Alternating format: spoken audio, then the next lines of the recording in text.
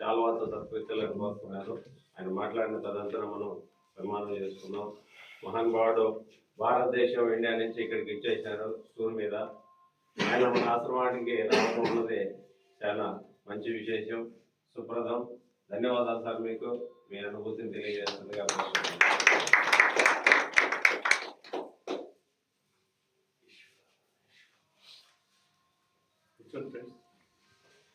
కూర్చోండి.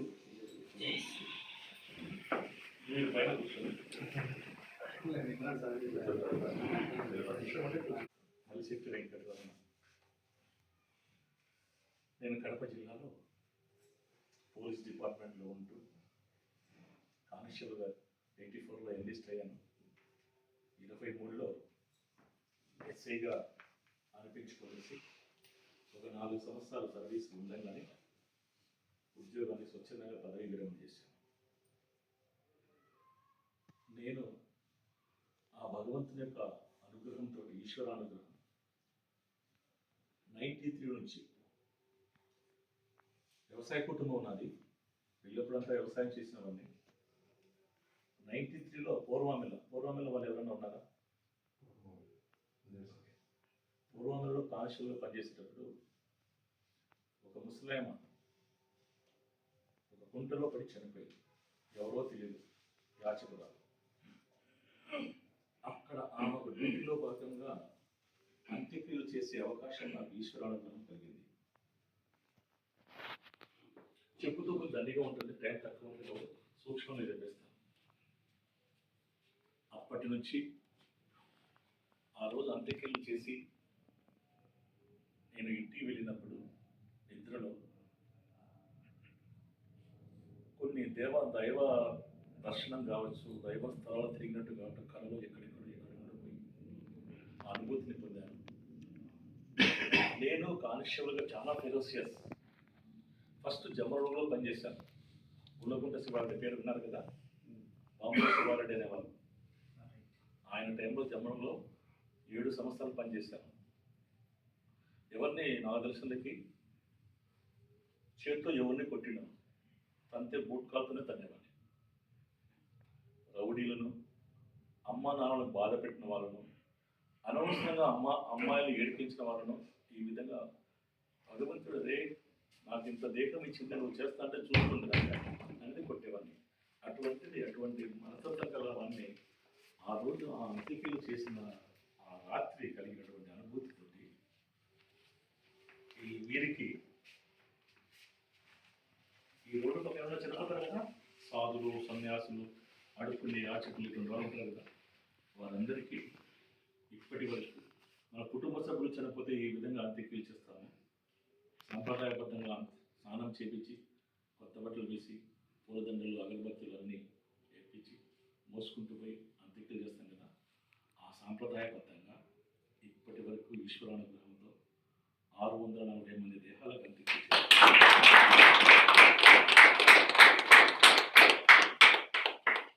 ఆ డబ్బులు ఎవరి డబ్బులు ఉపయోగించారు. ఆ చనిపోయిన వ్యక్తులకు అయ్యే ఖర్చులు చాలా మంది రమణాగారు 10,000 ఇస్తాం, 50,000 ఇస్తాం, ₹1,00,000 ఇస్తామన్న వాళ్ళు చాలా మంది ఉన్నారు. లేదండి, ఎందుకంటే ముందు తెలియదు నాకు, దాంట్లో ఉన్న మర్మము అంత గుణము నాకు తెలియదు.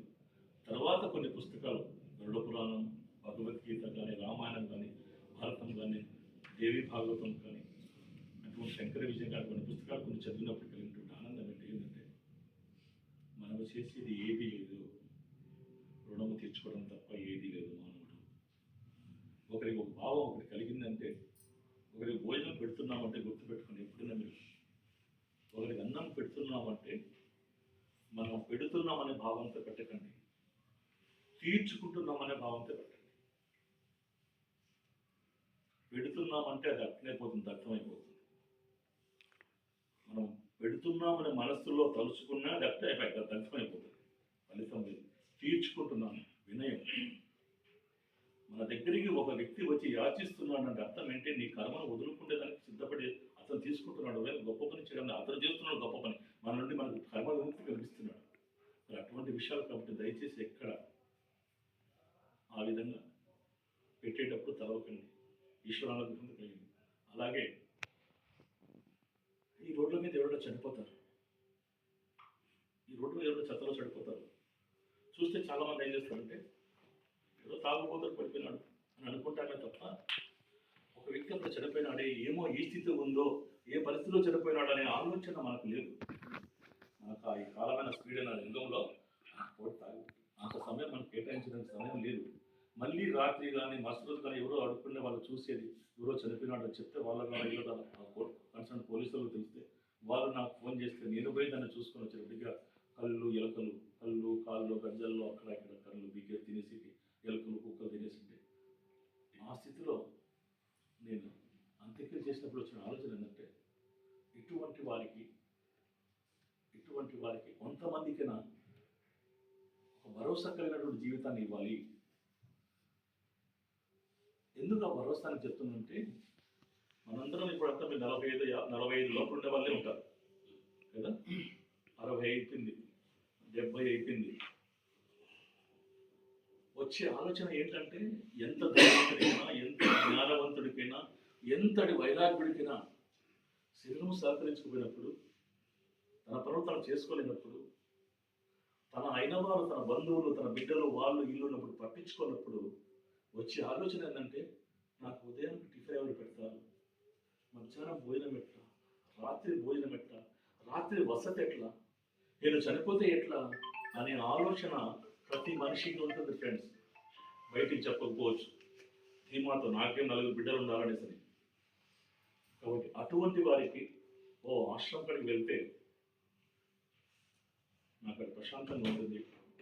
టిఫిన్కి సంబంధం లేదు, ఇబ్బంది లేదు, మధ్యాహ్నం లేదు, రాత్రి లేదు, నేను చనిపోతే కూడా ఇబ్బంది లేదని భరోసాతో కొంతమందికైనా ఏర్పాటు చేయాలని ఆ ధీమా కల్పించాలని గణపతి కదా. సిద్ధోటం ఐడియా ఉందా? ఆశ్రమం చూసిన వాళ్ళు కొంతమంది చూసిన వాళ్ళు ఉన్నారు. కాబట్టి అక్కడ ఫస్ట్ గవర్నమెంట్తో ప్రయత్నం చేసి వాళ్ళ ఆలోచన నచ్చక నా తల్లిదండ్రుల ద్వారా నాకు కొంత పొలం ఉంటే ఆ పొలం అమ్మేసి అక్కడ సొంతంగా పొలం ఒక 5 ఎకరాల పొలం కొని ఈ ఎవరూ లేకుండా ఉన్న వ్యక్తులకు అక్కడ ఆశ్రమం కల్పిస్తున్నాను. ప్రస్తుతం 25 మంది ఉంటారు. ఈ 25 మందికి ఏంటంటే ఆశ్రమంకి వచ్చి ఎవరైనా కొడుకులు వచ్చి మా అమ్మను చేర్చుకోండి, మా నాన్నను చేర్చుకొని అడిగితే నేను అడిగే మాట ఒకటే, నువ్వు బతికే ఉన్నావా చచ్చినావా? గుర్తుపెట్టుకొని ఫ్రెండ్స్ చెప్తున్నా, మన తల్లిదండ్రులు కానీ మాటల రూపంలో కానీ చేతల రూపంలో నొప్పిస్తే గ్రంథాలు చెప్పేది అతి ఒక్కటే, తల్లిదండ్రులు మించిన దైవం లేడు. మనకు జన్మనిచ్చిన తల్లిదండ్రులు మాటల రూపంలో కానీ చేతల రూపంలో నొప్పిస్తే తిట్టడం కానీ, కొంతమంది లంజా అని తిడుతున్నారు, చెడ్డ మాటలు కూస్తున్నారు. బిడ్డలే, ఒక్క మాటను ఒక తల్లిని ఒక మాట మాట్లాడాలి, ఆమె సమయంలో చూసుకోవచ్చు. అంటే తన శరీరం సహకరించకుండా మన శరీరం ఎందుకు ఇచ్చింది? ఆ శరీరానికి ఉపయోగపడేదానికి కదా. ఈ శరీరం నేను 640 మంది అంత్యక్రియలు చేశాను, నాకు 48 times బ్లడ్ ఇచ్చాను, అది చేశాను ఇది చేశాను చెప్పుకుంటున్నా. ఎవరు చెప్తున్నా? రమణ అనే వ్యక్తి. రమణ అనే వ్యక్తికి మూలం ఏంటి? శరీరమే కదా. ఈ శరీరం లేకపోతే రమణ అనే వ్యక్తి ఉందా? శక్తి ఉందా? నాకు ఈ శక్తి ఉందా? మరి ఇంతవరకు చేయడానికి అవకాశం ఉందా? మరి ఆ శరీరాన్ని ఇచ్చింది ఎవరు? ఆ 2 శరీరాలు లేకపోతే ఈ శరీరం ఎక్కడి? మరి ఈ శరీరం మీద, ఈ శరీరానికి బంధాల మీద, భార్య మీద, బిడ్డల మీద, ఆస్తిపాస్తుల మీద తలుచుకొని ఈ శరీరాన్ని ఇచ్చిన శరీరాన్ని నిర్లక్ష్యం చేస్తే ఈ శరీరం ఉన్నా ఒకటే, ఊడిపోయినా ఒకటే అంట.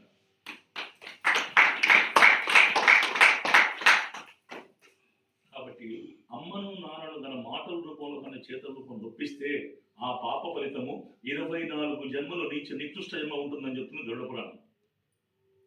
నువ్వు ఎన్నైనా చెయ్యి, వెంకటేశ్వర స్వామికి 100 సార్లు తిరుగు, అయ్యప్ప మాను 100 సార్లు వేయి, కాశీలో పోయి మునుగు, బ్రహ్మకపాలపై తరించు, అది తర్వాతనే వస్తుంది. ఈ పాపం మాత్రం ముందు 24 జన్మలు నికృష్ట జన్మ అనుభవించిన తర్వాత దైవ స్మరణ, దైవ ప్రారణ, దైవ సేవ అంతా తర్వాత వస్తుంది. ముఖ్యంగా ఇది ఫ్రెండ్స్, అమ్మా నాన్నను నొప్పించకండి. అందరికీ నేను దైవంగా ప్రతిజ్ఞ చేస్తున్నాను, విన్నవించుకుంటున్నా, అది మాత్రం చేయకండి.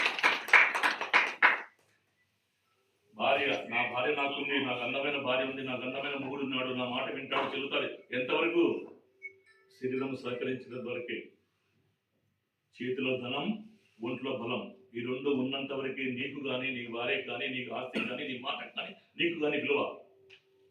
ఎప్పుడు చేతిలో ధనం లేకపోయినా రోజు భరించి మాట్లాడే వాళ్ళు నా దగ్గర ఏదైనా ఇబ్బంది అనిపిస్తానే పక్కకు వెళ్ళిపోతారు. అట్లా అన్నదమ్ముడు ఈ రెండు ఉంటే మా అత్త, మా మామ, మా తాత, మా అయ్య, మా మామ, ఈ రెండు లేకపోయినప్పుడు వాడు కూడా అయిన వాడు ఒక పరాయవాడు అయిపోతాడు.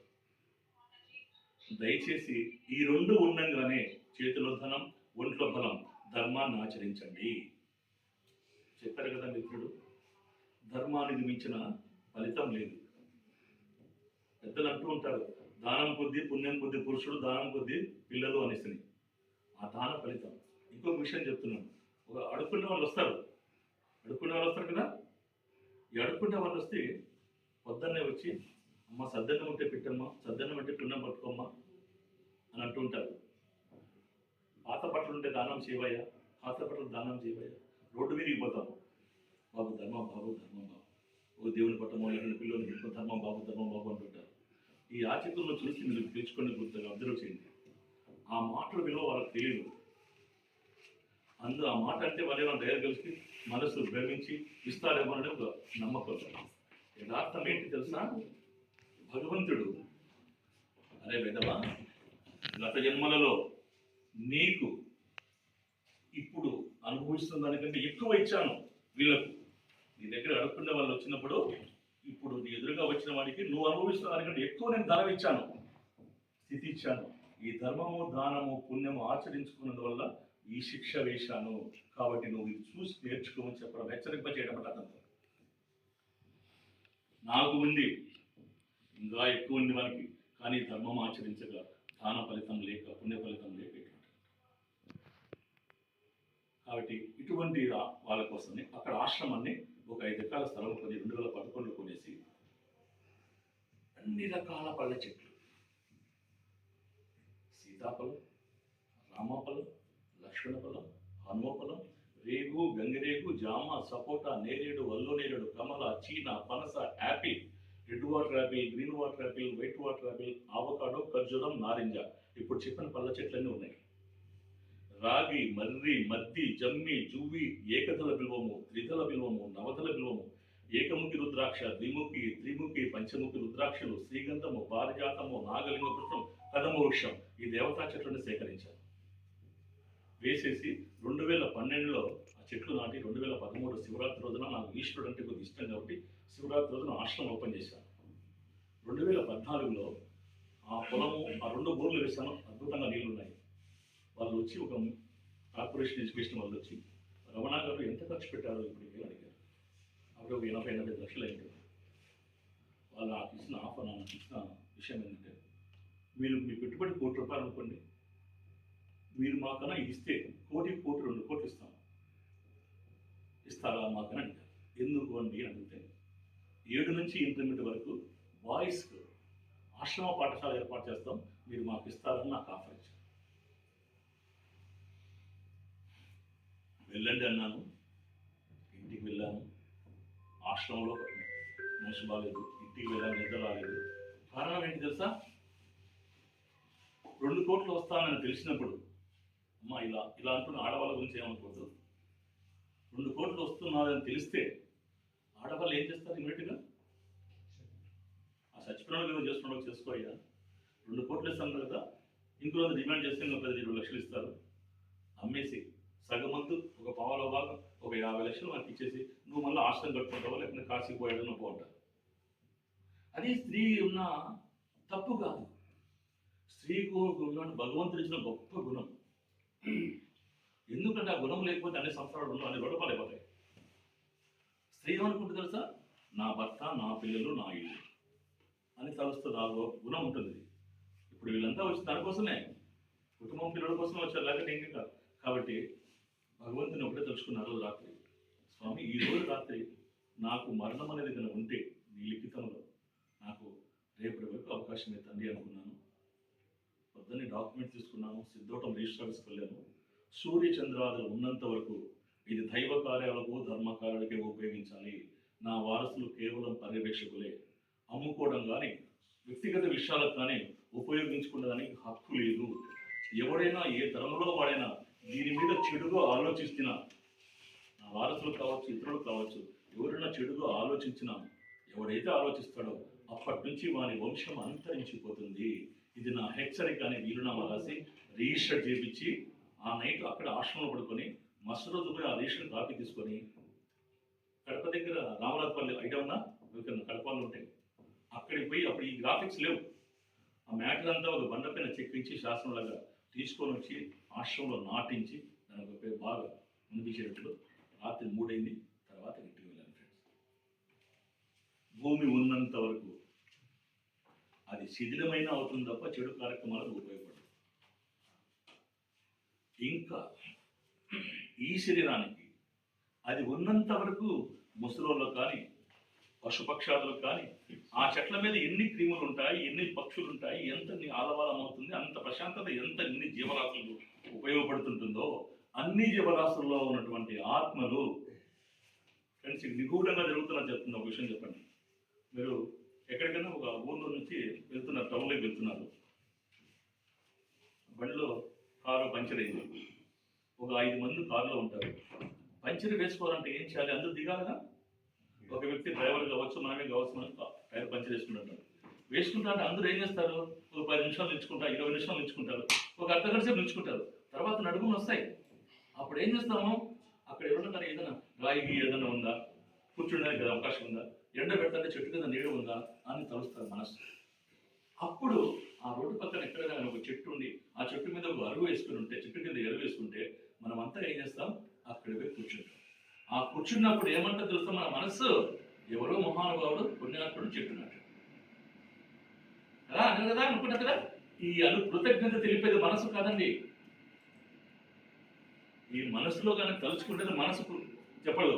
ఏది కృతజ్ఞత చెబుతుంది? ఆత్మ. ఆత్మకు మనసుకు ఎప్పుడు వైరం ఉంటుందండి. మనసు మాట ఆత్మ మాట మనసు వినదు. ఇదంతా చెప్పాడు కదా స్వామి. పంచేంద్రియాలకు లోన పడిపోతుంది మనస్సు, ఆత్మకు ఉండదు. ఆత్మకు భార్యగా, పిల్లలే, ఆస్తి పాస్తులేగా రెండే కోరుకుంటుంది ఆత్మ. ఏంటి? తన శరీరానికి కాపాడుకునేదానికి ఆహారం. 2 అంతకాలము జీవించినటువంటి ప్రేమగా. ఇప్పుడు మన మంది ఎవరున్నాం? ఒక 20 మంది ఉన్నాం, అందరూ దేవుని దగ్గరికి వచ్చారు. ఇక మిత్రులు చెప్తారు, భగవద్గీత తింటారు, ఉపన్యాసం వింటారు, ప్రవచనం వింటారు, అందరూ వచ్చారు, భక్తి మీద వచ్చారు. సడన్ గా ఇక్కడ ఒక పాము వచ్చింది. ఉంటామా? ఈ బయట ఒకరు ఆ బయట బ్రతుకుంటా పోతారు. ఎవరో ఒకరు చిన్న పిల్లలు ఎవరో అక్కడ ఉన్నాడుకోండి, అక్కడికి పోయిన తర్వాత ఇప్పుడు రమాదేవి వచ్చింది, రమాదేవి నన్ను పిలిపించింది, వచ్చాను, ఇంత మమకారం నన్ను పిలిచింది అనేసి లోపల ఉంది, బాగుంది అని అక్కడికి పోయి నేను రక్షించుకున్న తర్వాత ఆలోచిస్తారు రమాదేవి గురించి. వాస్తవేనా? ముందు నన్ను కష్టం పర్వాలేదు, రమాదేవి పక్కకు చేరుస్తాను అనుకుంటానా? ఈ అనుకునేది ఏంటి తెలుసా? మొట్టమొదటి తను కాపాడ రక్షింపబడుతున్నది ఆత్మ. ఎందుకు? పాము గడిస్తే నేను ఉండేదానికి ఇక్కడ విషం వస్తుంది, చచ్చిపోతాను, నాకు ఇక్కడ ఉండేదానికి అవకాశం లేదని తప్పిస్తూ ముందు పక్కకు పోయి తర్వాత మమకారంతో ప్రేమతోటి రమాదేవిని పక్కకు పరిస్తామని చేస్తూ మనస్సు. కాబట్టి మనిషికి నాకు భార్య అంటే ఇష్టము, పెళ్ళామంటే భర్త అంటే ఇష్టము, తల్లిదండ్రులు అంటే ఇష్టము, దేవుడు అంటే ఇష్టము, చదువు అంటే ఇష్టము, వృత్తి అంటే ఇష్టము చెప్తూ ఉంటారు. అవన్నీ చెప్పేది మనస్సు. మనసుకు ఆత్మకు ఒకటే నన్ను ఇష్టం. ఏంటి? తను బాగా ఇష్టపడే శరీరం. మన శరీరంలో మనము ఉదయం లేచినప్పటి నుంచి మన జీవితంలో ఉదయం లేచినప్పుడు 12 గంటలు మనం మేల్కున్నా మొట్టమొదట చూసుకునేది మన శరీరాన్ని నుండి. నా శరీరం అద్దం ఉంటే అద్దంలో నా ముఖానికి ఏదైనా గుళ్ళలు ఏమైనా వచ్చాయి, అవి వచ్చాయి, ఇవి వచ్చాయి తప్పిస్తామే తప్ప నాకు ఆస్తులు ఉన్నాయి, వాటి గురించి ఆలోచించారు. యథార్థం చెప్తున్నా. కాబట్టి అంత ఇష్టపడేది ఏం తెలుసు? ఆత్మ. ఎప్పుడైతే ఆత్మ వదిలేసిన తర్వాత, శరీరాన్ని వదిలిపెట్టిన తర్వాత 9 గజముల దూరంలో ఆ శరీరం చుట్టూ 9 గజముల దూరంలో సూపర్ పవర్ వస్తుంది. ఈశ్వరుని అంశం వచ్చేసి దాన్ని లయం చేస్తూ ఉంటారు శరీరాన్ని. కానీ ఈ ఆత్మ వీలైతే మళ్ళీ నాకున్న ఆ ప్రేమ కొద్దీ, ఆ ఇష్టం కొద్దీ మళ్ళీ శరీరంలోకి వెళ్ళాలని ప్రయత్నం చేస్తూ ఉంటుందంట. కానీ ఈ సూపర్ పవర్, ఈశ్వరాంశ ఆత్మకు వచ్చేదానికి శక్తి. అప్పుడు ఏం చేస్తుంది? శరీరంలోని చూడండి, మట్టిలో కానీ, నీటిలో కానీ, నిప్పులో కానీ ఈ మూడిటలు ఎప్పుడైతే కలుస్తుందో దేహం, మన శరీరాన్ని శ్మశాన వరకు తీసుకుంటూ పోతున్నాం, అదంతా గమనిస్తూనే ఉంటుందంట ఆత్మ. ఎప్పుడైతే మట్టిలో వేస్తానే ఆత్మకు శరీరాన్ని చూసే శక్తి పోతున్నది. ఎందుకు? వెళ్ళిపోయింది. పంచభూతాలు అన్నారండి, ఇవి పంచదేవతలు లేదు. నీరు, నిప్పు, గాలి, అగ్ని, ఈ పంచభూతాలు అంటారు కదా, దేవతలు అన్నారా? పంచభూతం, భూతం అంటే అర్థం ఏంటి? కబలించడం. కాబట్టి ఈ దేహం అక్కడ వెళ్ళిపోతానే ఈ ఆత్మకు ఏముండదు. అప్పుడు మనం హిందూ సాంప్రదాయబద్ధంగా ఏం చేస్తారంటే, అక్కడ శవాన్ని తీసిన తర్వాత అక్కడ పరిశుభ్రపరిచి నీళ్లు కడి ఒక దీపం పెడతారు. అందరూ శ్మశానాలకు వచ్చిన వాళ్ళు కాలు కడుగు దండ పెట్టుకుని పోండి. యథార్థం ఏంటంటే, మన పూర్వీకులు హైందవ ధర్మం ప్రకారంగా రాముడు, కృష్ణుడు, వీళ్ళంతా ఈశ్వరుడు అంతా వాళ్ళంతా దేవతలు కాదు. మనం దీపం ఒక్కటే దేవుడు. ఆ ఆత్మ ఈ పరంజ్యోతిలోకి వచ్చి నాకు ఇంకా ఇక్కడ ఏమీ లేదు, భార్య లేదు, బిడ్డలు లేదు, వగైరా వగైరా ఏమీ లేదు. చాలా మంది అంటుంటారు, నాకు మా నాయన పట్టాడు, మా పిల్లలు ఏడిపిస్తాను, మా తాత వచ్చినాడు పుట్టాడని. ఏం పని పట్టలేదు వాళ్ళకు? ఇది అనుభవించి పోయేది కాకుండా మళ్ళా వస్తారా? ఎంత భ్రమ! ఆ ఆత్మ ఈ పరంజ్యోతిలోకి, పరమాత్మలకి అనుభవించి ఐక్యమైపోతుంది. అది విషయం. అక్కడ భగవంతుడు జ్యోతి పెట్టాలి. కాబట్టి అలాగే నేను వచ్చి చెప్తున్నా ఫ్రెండ్స్, చాలామంది చచ్చిపోతే అన్నదమ్ములు చనిపోయినా, తల్లిదండ్రులు చనిపోయినా ఈర్ష్యా ద్వేషాలతో అంత్యక్రియలకు హాజరు కాకుండా ఉన్నవారు చాలా మంది ఉన్నారు. ఉన్నారా? 75% ఉన్నారు కదా? గుర్తుపెట్టుకోండి, మనకు జన్మనిచ్చిన వారు, మనతో పాటు జన్మించిన వారు, మన వల్ల జన్మ పొందిన వారు, మనకు జన్మనిచ్చిన వారు తల్లిదండ్రులు, మనతో పాటు జన్మించిన వారు తోబుట్టువులు, అన్నదమ్ములు, మన వల్ల జన్మ పొందిన వారు సంతానం. వీరు కన్నా చనిపోయినప్పుడు తెలిసి సమాచారం మరణం జరిగిందని తెలిసినప్పుడు తెలిసి అక్కడికి వెళ్ళకపోయినా, అంత్యక్రియలకు హాజరు కాకపోయినా, అంత్యక్రియలు చేయకపోయినా వారికి కూడా 24 జన్మలు నికృష్ట జన్మ ఉంటుందని చెప్తుంది గౌరవ. ఈర్ష్యా ద్వేషాలతో మనిషి ఉన్నంత వరకే. మరణం వెళ్ళిపోయిన తర్వాత దేహం దేవుని కంటే ముఖ్యం. కాబట్టి అక్కడికి వెళ్ళకపోతే అంత శాపగ్రస్తులు అవుతారంట. కాబట్టి ఏదైనా ఉంది సమస్య ఉండదు, ఏమన్నా, కానీ అక్కడికి వెళ్ళండి, ఆ అంత్యక్రియలు చేయండి. చెప్తుంటారు దీన్ని మీకు చాలా మంది అంటూ ఉంటారు. తెలియకపోతే పోకపోతే, తెలిసినప్పుడు పోకపోతే అంతకంటే మహాపాపం లేదు. అలాగే చనిపోయినప్పుడు హైందవ సిద్ధాంతంలో అందరూ అయిన వాళ్ళు వచ్చి పట్టండి అంటారు కదా. అయిన వాళ్ళు వచ్చి పట్టండి అంటారు. ఎందుకు పట్టాలి అయిన వాళ్ళే? అన్నదమ్ములు, దాయాదులు వాళ్ళు వచ్చి పిల్లలు పట్టండి అంటారు కదా. ఎందుకు వాళ్ళే పట్టాలి, పరాయిలో పట్టకూడదా? ఎందుకంటే అదే విధవా, అతను బతుకున్నప్పుడు అతని శరీరం వల్ల కష్టపడి వాళ్ళ ఇంట్లో నువ్వు దాయాదు కాబట్టి, అన్న కొడుకు తమ్ముడి కొడుకు, అన్నవు తమ్ముడు కాబట్టి కనీసం మంచినీళ్ళు తాగింటావు. అతని కష్టం, అతను కష్టపడింది ఒక పూట అన్నం తింటావు, లేదంటే ఒక పూట మంచినీళ్ళు తాగింటావు. ఎందుకు? నువ్వు దాయాదు కాబట్టి, చిన్న కొడుకు, అన్నదమ్ముడు కాబట్టి. నువ్వు తిన్నావురా, అనుభవించినావు, కష్టపడిన శరీరానికి ఉపయోగపడింది. నీకు ఇచ్చిన దేహం వెళ్ళిపోతా ఉందిరా, అది వెళ్ళిపోయిందంటే ఈ రుణము తీర్చుకోవాలంటే మళ్ళీ ఒక జన్మ ఎత్తవలసి వస్తుందిరా బాబు. పోయి ఆ రుణము తీర్చుకోవు, ఆ భుజం బట్టి 4 రూపాయలు వేసి రుణం తీర్చుకోమని చెప్పడం. పరాయాలకు పెట్టుకొని ఆయన వాళ్ళకన్నా పెట్టుంటారు కదా. మనమంతా ఆయన వాళ్ళ మనకి వస్తారు కదా. ఒక గ్లాస్ మంచిని తాగుతారా, ఒక పూట భోజనం చేస్తారా? ఆ రుణం తీర్చుకోకపోతే మళ్ళీ జన్మలు ఎత్తాలండి. ఇప్పుడు మన జన్మలోనే రుణాలే, ఇంకేటివి కాదు. కాబట్టి అలాగే ఇంకొకటి, ఇప్పుడు చనిపోయిన వ్యక్తిని ఎవరైనా మనం వెళ్తాను, మనం పిలుస్తామా, ఉదాహరణ తీసుకొని ఆడేస్తాం, టైం చూసుకుంటా ఎప్పుడెప్పుడు ఎత్తుతారా అని. వాస్తవేనా? కాసేపు ఉండాలి మన దగ్గర, వాళ్ళ దగ్గర ఉండడానికి. వాళ్ళ తల్లిదండ్రులు, అన్నదమ్ములు, వాళ్ళు చూసుకునే సమయం మేము ఏమి టైం అయింది, బండి రాలేదు, మోసే వాళ్ళకి లేదు, ఇప్పుడు బండి రాలేదు, వస్తారు తీసుకొని పెడతారు. అయ్యా ఆ దేహాన్ని మోసేటప్పుడు వచ్చుకోండి, దేహాన్ని మోసేటప్పుడు ఒకటి తల్లాలంటే భగవంతుని, అయ్యా భగవంతుడా, మా నాన్నగారి వల్ల దేహం వచ్చింది నాకు, ఆయన వల్ల శక్తి వచ్చింది, ఆయన వల్ల ధనం వచ్చింది, ఆయన వల్ల నాకు సంతోషం వచ్చింది, భార్య బిడ్డలు వచ్చారు, ఆయన వల్ల నాకు పేరు ప్రఖ్యాతలు వచ్చాయి. ఆయన ఏదైనా తప్పు చేసి ఉంటే, పాపము చేసి ఉంటే, అది ఆయన కోసం కాదు స్వామి, నా కోసం చేసింటాడు. నా అభివృద్ధి కోసం, నా చదువు కోసం, నా ఆస్తిపాస్తుల కోసం, నా బిడ్డల కోసం చేసింటాడు తండ్రి. ఆ పాపాన్ని నువ్వు నాకు ఇవ్వు. ఆయన అన్ని అనుభవిస్తున్నా, ధనాన్ని అనుభవిస్తున్నా, ధనం అనుభవిస్తున్నా, శక్తి అనుభవిస్తున్నా, పరపతిని అనుభవిస్తున్నా, ఎన్ని నేను మోస్తున్నా కాబట్టి, అనుభవిస్తున్నా కాబట్టి, ఆ పాపాన్ని నాకు మా తండ్రి నుంచి విముక్తి కలిగించి నాకు ఇవ్వు తల్లి అని భగవంతుని ఎప్పుడైతే నువ్వు త్రికరణ శుద్ధిగా తలుస్తావో, భగవంతుని నీ తండ్రిని పాప విముక్తి కలిగించు, ఆ పాపం నాకు ఇవ్వు అని తలుస్తావో త్రికరణ శుద్ధిగా, నిన్ను నీ తండ్రిని ఇద్దరిని పాప విముక్తి కలిగిస్తాడు భగవంతుడు.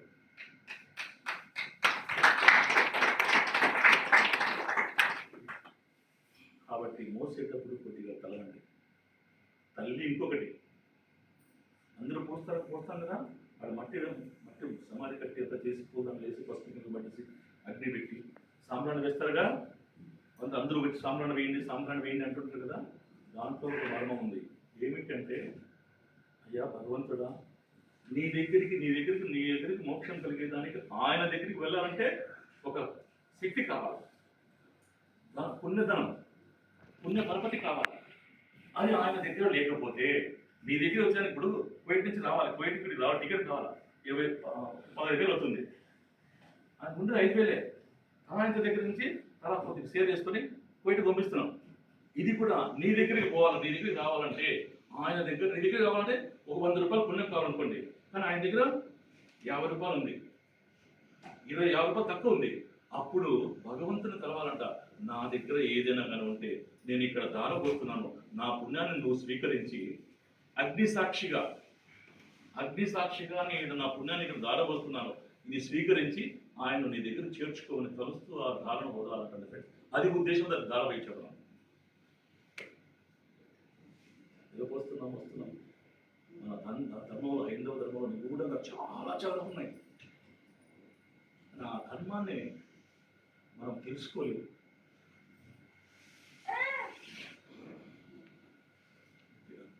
కాబట్టి ఇప్పుడు అనాథ ప్రేత సంస్కారం కోటి యజ్ఞం బలంలో అంటుంటారు కదా. నాకు సంస్కృత స్కూల్లో తెలియదు కాకపోయినా కొద్దిగా ఏదో చిన్న ఇప్పుడు అంత, ఎందుకంటే అంత పరిజ్ఞానం నాకు ఇవ్వలేదు భగవంతుడు, ఆయనకే ఇచ్చాడు, భగవంతుడు ఇస్తాడు. కాబట్టి వీళ్ళంతా పూర్వజంలో చేసుకున్న పుణ్యకలు చేసుకునే ఈ జ్ఞానం వస్తుంది, అందరికి రాదు, నాకు రావడం కాదు. వద్దనుకుంటే పోదు, ఆయనకు వద్దనుకుంటే పోదు, నాకు రమ్మని మనందరికి రమ్మని కాదు. కాబట్టి ఈ ఫలితము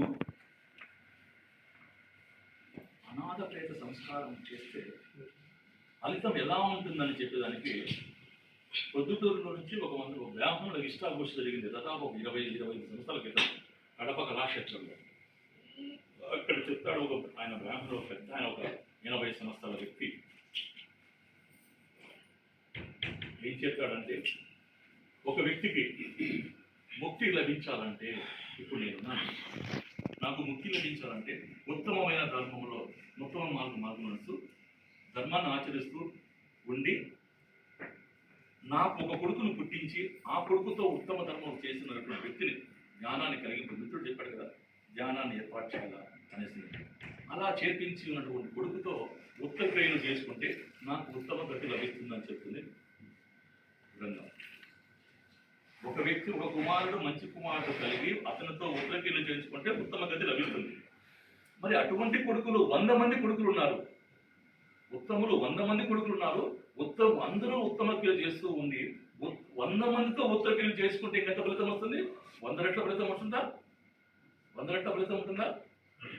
ఈ 100 మంది ఉత్తమ కొడుకులతో పుట్టించుకొని ఉత్తర క్రియలు చేయించుకొని ఉత్తమ గతి కలిగించినటువంటి ఫలితం 100 మంది కొడుకులు లేకపోయినా ఒక కార్యంతో వస్తుందంట. ఏమిటి ఆ కార్యం? ఒక మంచినీరు బావి తవ్విస్తే అంత ఫలితం వస్తుంది. పరోపకారంతో 10 మందికి ఉపయోగపడేది ఒక మంచినీరు బావి తవ్విస్తే అంత ఫలితం వస్తుంది. మరి ఇటువంటి బావులు 100 తవ్విస్తే ఎంత ఫలితం ఉంటుంది? ఒక చెరువు నిర్మిస్తే అంత ఫలితం వస్తుంది. 100 బావులతో సమానం ఒక చెరువు. ఇటువంటి చెరువులు అవి 100 తవ్విస్తే ఎంత ఫలితం వస్తుందో, ఎన్ని ప్రతిఫలాపేక్షలు ఉండకూడదండి. నా కోసము నా బిడ్డల కోసం ఉండదు, పరోపకారార్థం చేయాలి. 100 చెరువులు నిర్మిస్తే ఎంత ఫలితం వస్తుందో, ఒక విశాలమైనటువంటి ఒక వనాన్ని పెంచి ప్రకృతి కోసం వదిలేస్తే అంత ఫలితం వస్తుంది. 100 చెరువులతో సమానం ఒక వనం. మరి ఇటువంటి వనాలు 1000 చేస్తే, ఇటువంటి వనాలు 1000 చేస్తే ఎంత ఫలితం వస్తుందో, ఒక యజ్ఞం చేస్తే ఎంత ఫలితం వస్తుందంట. యజ్ఞం చేస్తే ఎంత ఫలితం వస్తుంది. మరి ఇటువంటి యజ్ఞాలు అవి 1000 చేస్తే, 1000 యజ్ఞాలు చేసిన ఫలితము ఒక యాగం చేస్తే ఎంత ఫలితం వస్తుందంట. అప్పుడు చక్రవర్తులు మహారాజులు చేశారు. దుష్యంతుడు, శ్రీరామచంద్రుడు, అర్జునుడు, ధర్మరాజు వీళ్ళందరూ యాగాలు చేశారు. సర్పయాగము, ధర్మసూయ యాగము, ఆ తర్వాత అశ్వమేధ యాగం, ఇటువంటి యాగాలు దండిగా. మరి ఇటువంటి యాగాలు